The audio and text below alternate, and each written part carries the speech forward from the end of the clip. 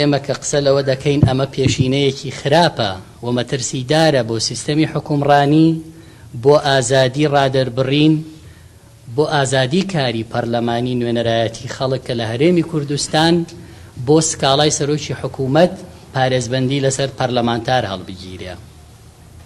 ئەمە ترس نییە لە یاسا و کەوتنە سەرووی یاسا نییە، بەڵام بەڕێکاری نایاسایی داواکردنی هەڵگرتنی پارێزبەندی دەبێ خەڵکی کوردستان لای ڕوون بێ.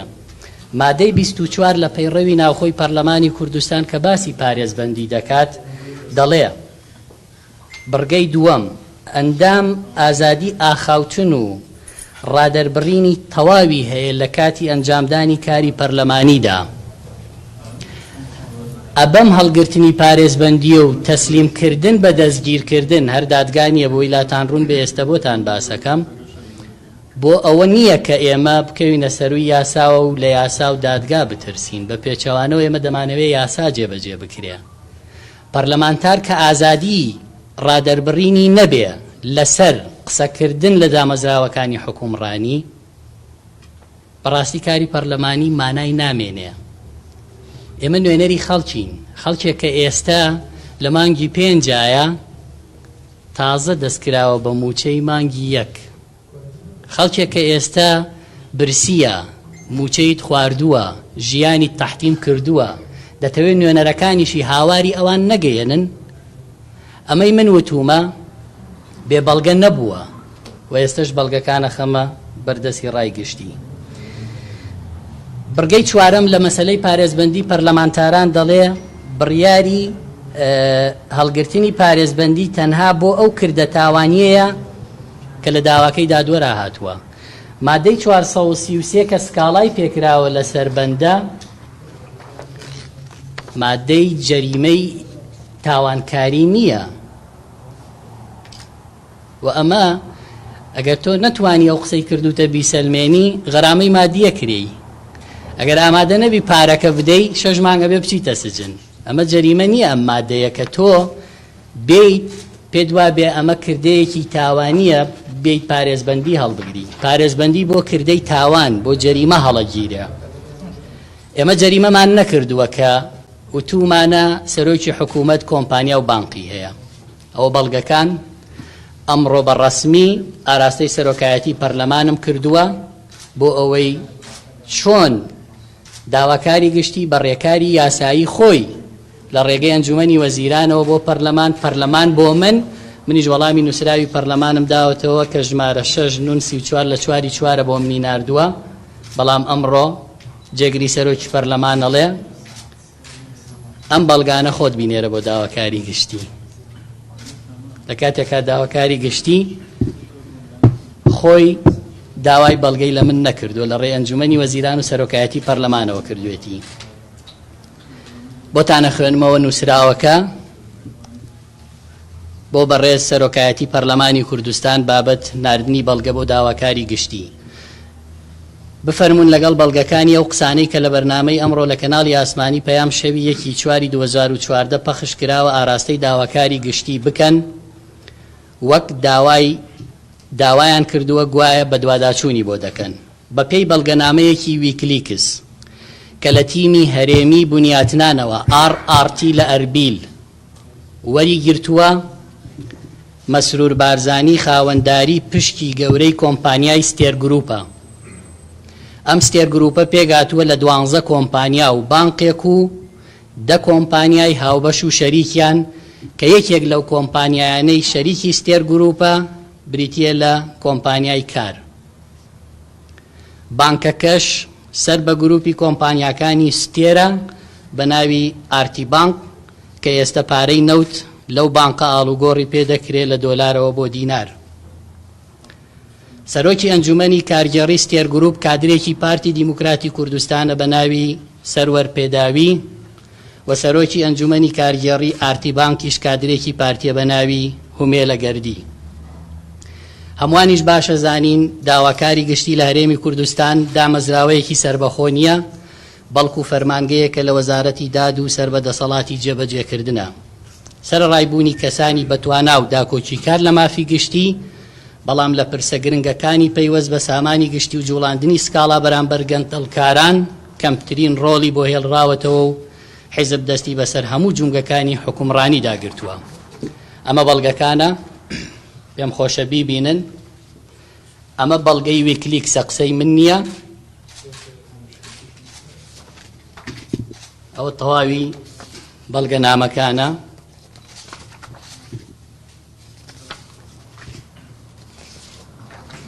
و ئەمە پوختەیەکی ئەو راپۆرتەی تیمی هەرێمی بنیاتنان RRTە کە بۆ خۆیان هاتوونەتە شاری هەولێر.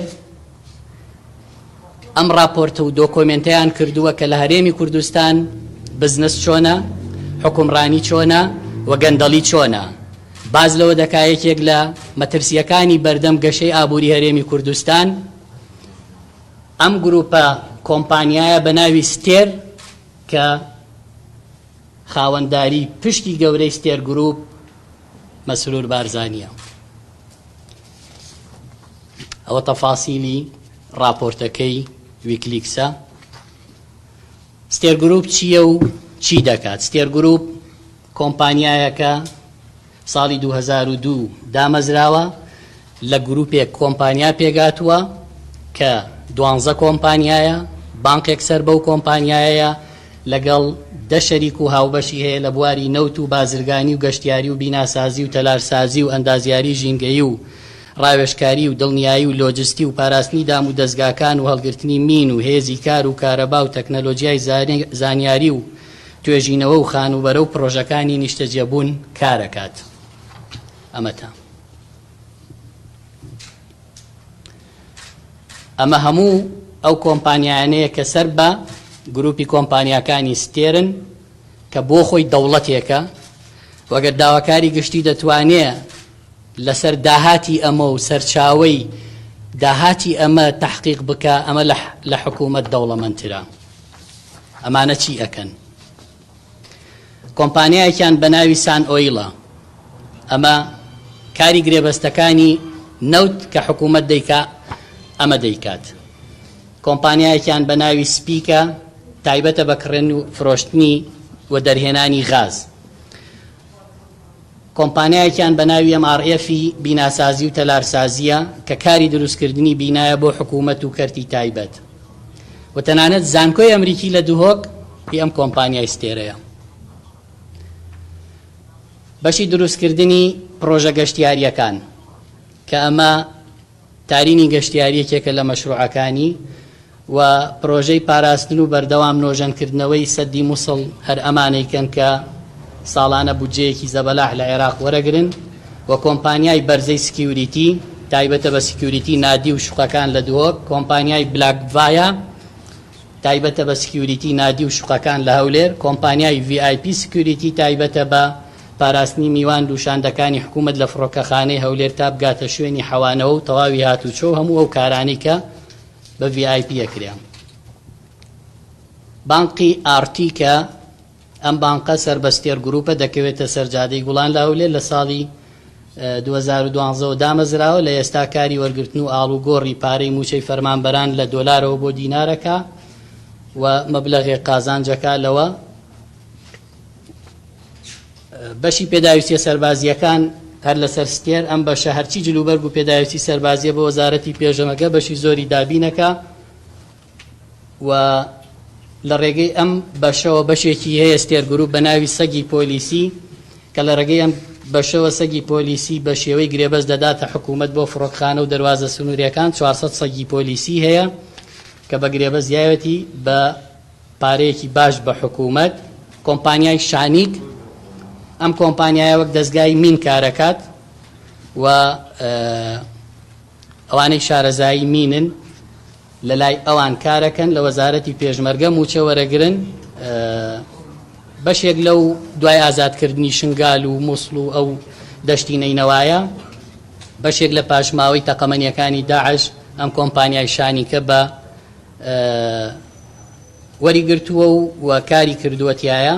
بەشی آیتی ئەم بەشەی ستێر گروپ کاری آیتیە، کۆمپیوتەرە، کامێرەی چاودێریە کە هەموو ئەو شوێنانەی حکوومەت و ئەو دامەزراوانەی حکوومەت ئەم کۆمپانیایکە.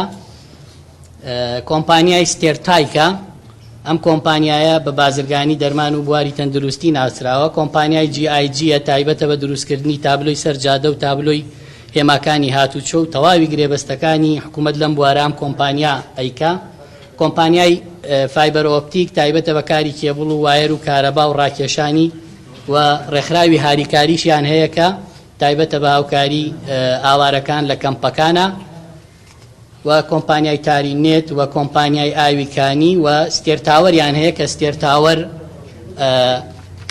چەندین قۆنسوڵخانە و کۆمپانیای گەورەی دنیا هەیە کرێکی ستێر گروپن و ئەمە ناوی ئەو کۆمپانیایانەیە ئەمە نمونەی ئیشەکانیانە لە فڕۆکەخانەی نێودەوڵەتی هەولێر ئەوە ئاوەکەیانە و ئەمە تاوەر ستێریانەکە لەسەر جادەی 40 مەتری گوڵانە و ئەمە کۆمپانیای نەوتەکەیانە و ئەمەش دەقی ئەسلی بەڵگەنامەکەی ویکلیکسە هیچی قسەی من نییە بۆیە بەڕاستی ئەوەی کەوتومە نەک بەڵگەیەک دەیان بەڵگەی هەیە و ئومێدەوارم ئەوانەی بەتەنگ حکومڕانی هەرێمی کوردستانەوەن خەڵکی کوردستان سەرقاڵ نەکەن بەوەوە کە پارێزبەندی لە ئێمە بسەنەوە ئێمە بە پارێزبەندیەوە شانازیمان نەکردو و خۆمان نەپاراستووە ئێمە خوا پشتیوان بێ بە دەنگی زیندوو حەقیقی خەڵکی کوردستان نوێنەرایەتی خەڵکمان وەرگرتەوە بۆی دیفاعیان لێ بکەین بۆی داکۆکییان لێ بکەین داکۆکی لە ژیان و بژێویان بکەین داهاتی ئەم وڵاتە لێرەیە ئێوە بەرپرسیارن لەوەی جوابی خەڵک بنەوە کە بۆ موچەی نییە بۆ ژیانی نییە بۆ لە کولەمەرجیایە ئەرکی ئێمەیە دەنگی خەڵک بە ئێوە بگەێنین حکومڕانێتی ئاوا ناکرێت دوای 29 ساڵ بەڕاستی عیبەیەکی گەورەیە دوای 29 ساڵ حکومڕانێتیەک بەم جۆرە بکەین نزیکەی 30 نوێنەرایەتی وڵاتان لە هەرێمی کوردستانە ببینن کە ئێستا لەم دۆخا و لەم گوزەرانە پەرلەمانی کوردستان پێنجشەم کۆ بێتەوە پارێزبەندی هەڵگرێ لەسەر پەرلەمانتارێکی بۆچی لەبەرەوەی بەڵگە و حەقایقی لایە لەسەرەوەی پارەی وڵاتە لەکوێ و لایکیە و زۆر سوپاس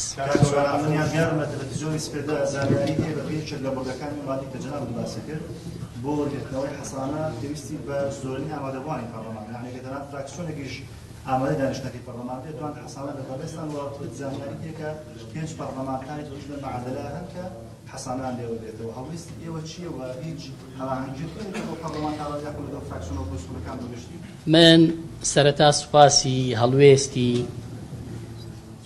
هەموو فراکسیۆنانە و لایەنەکانیانەکەم کە دژی هەڵگرتنی پارێزبەندین بەم بەهانە نایاسایانە و بەم ڕێکارە نایاسایانە لە یەکێتی نیشتیمانی لە بزوتنەوەی گۆڕان لە یەکگرتووی ئیسلامی لە نەوەی نوێ و لە حیزبی شیوعیش و لە خەڵکی تریش کە دژی ئەوە بێ پەرلەمان بەم جۆرە مامەڵی لەگەڵ بکرێ و سوپاسی هەموو ئەو سەرکردە و بەرپرس و خەڵک و مامۆستای ئاینی و ڕۆژنامەنووس و ڕۆشنبیر و هاوڵاتیاناکەم کە پێیان وایە خەڵک لە بەرامبەر ئازادی و ئەداکردنی ئەرکی یاسایی خۆیان نابێ بێدەنگ بکرێ و نابێ پێشینەیەک بهێنرێتە ناو سیستەمی حکومڕانی کە ئیتر خەڵک نەوێرێ بڵێ لە هەرێمی کوردستانە گەندەڵی هەیە بڵێن کوا خۆ گەندەڵی بەڕێزان زۆر بە زەحمەت کەشفەکرێت چونکە هەمووی بە ڕێکارێک کراوە بۆی بەیانی تۆی میدیاکار و منی پەرلەمانتار دەستمان نەگا بەم بەڵگانە و بیخەینە ڕوو بڵین ئەمە هیچیەیە و ئەمەد لەکوێ هێنا بۆیە زۆر زەحمەتە ئەمە بەرامبەر من نییە یا بەرامبەر هیچ هاوڕێیەکی ترم نییە بەرامبەر ئەوەیە کە ئیتر خەڵکی کوردستان بترسێنن بڵێن ئێمە پەرلەمانتار والیەکەین بۆیە ڕۆژنامەنووس ئاسانتر والیەکەین ڕۆشنبیر و چالاکوان زیاتر والیەکەین من تەمەناکەم ئەمە ڕوونەدا لە پەرلەمان و خەڵکێک هەیە لە ناوپارتی دیموکرات باشتر بیرەکاتەوە لەوەی ئەم دۆخە خوڵقاندنی لە بەرژەوەندی جارێ ئەوان نییە چکە زۆرینەی جونگەکانی حکومڕانی لای ئەوانە بۆ واکەن لەم هەرێمە لە بریەوەی بێن جوابی خەڵک بدەنەوە دوای 2 مانگ لە کۆرۆنا و بێدەوامی و بێ خوێندنی و بێ ژیانی ئێستا خەریکیەوە بن پارێزبەندی لە ئێمەڵگەنەوە کاکە ئێمە بدەن لە سێدارە بەڵام ئەم وڵاتە باش بکەن پارەی وڵاتە هەمووی براوە کوا بیهێننەوە ئەگەر هات و پارێزبەندی لە ئێوە سەرراوە لە نێو پەرلەمانی کوردستان تانوانی ئەمە بە ئامانجگرتنی کاری پەرلەمانی لە هەرێمی کوردستان و جۆرێکە لە پاشەکشێ لە پرۆسەی دیموکراسی ئەوی کە ناوی دەدرێت ئازادی ڕادەربڕین و کۆی ئەو پرسانی کە پەیوەندیان بە کاری پەرلەمانی و ئازادی ڕادەربڕین هەیە لە هەرێمی کوردستان. بە دڵنیاییەوە پاشەکشەیەکی گەورەیە واکرێ بە جۆرێک لە سەرکوت، چونکە پارێزبەندی کە یانەوێ هەڵیگرن یەکێک لە مادەکانی بریتیە لە ئازادی ڕادەربڕین و ئاخاوتنی تەواو، یانەوێ ئەمە وا لێ بکەن کە بڵێن بە هەڵگرتنی حەسانەت و ئەم مافەت نامێنێ و کاتە خەڵکی کوردستانە گەڕێتەوە بۆ ئەو زەمانەی کە ئیتر نەوێرێ هیچ بڵێ بەم جۆرە مامەڵەم لەگەڵەکەن. پێشینەیەکی خراپە، تەمەناکەم ڕوونەدا. ئەوەی کە لە یاساکانە هاتوو یاساناسانی شخصەوان لەگەڵکردن بازەوە دەکەن ئەو کەسی کە گەندەڵی ئاشکرا دەکات بەبێ یاسا ئەتوانێت بەڵگە نەخاتە ڕوو بەڵکو لایەنگیدارەکان بە دوایە بچن و بزانن ڕاستی دروستی ئەم بەڵگانە چێنێ ڕاستە. ئەنێەوە بەچم مەبەستێکە لەم کاتەیە داوا لە تۆ بێ بچیتە بەردەم دادگا و بەڵگە بخەیتە ڕوو. ڕەنگە پێیان وا بێ کاتی خۆی سکاڵایەکیان لەسەر من تۆمار کرد هەر ئەو بەڕێز کاک مەسرور کە ئەو کاتە سەرۆکی ئەنجومەنی ئاساییش بوو. من وتە بووم کوڕێکی کاک مەسعود نەوتی عینزالە بۆ خۆیە بە دادگایان لە من گرت. من بە وەزیری سامانە سروشتیەکانم وت لە ژوورەکەی خۆی وتم کاک دکتۆر ئاشتی ئەوە بەڵگە نەوتی عینزالە نایەتەوە داهاتی ئێوە. وتی بەڵێ وایە. وتم وەرە با بچین کەشفی عینزالە بکەین بزانین کێ ئەم نەوتە. باوتی من ناتوانم. تۆ بۆ ناچی؟ وتم تۆ وەزیری نەوتی نەتوانی بچی، من پەرلەمانتارێکم چۆن بچم؟ من هێزم نییە، من چۆن بچم؟ چکە بە ناوی پێشمەرگەوە ترێ ئەو نەوتە برێ. تا ئەم ساتەی ئێمە قساکەین نەوتی عینزالە دەبرێ و ناچێتەوە داهاتی هەرێمی کوردستان، بەڵام منیان لەسەر حکومدا.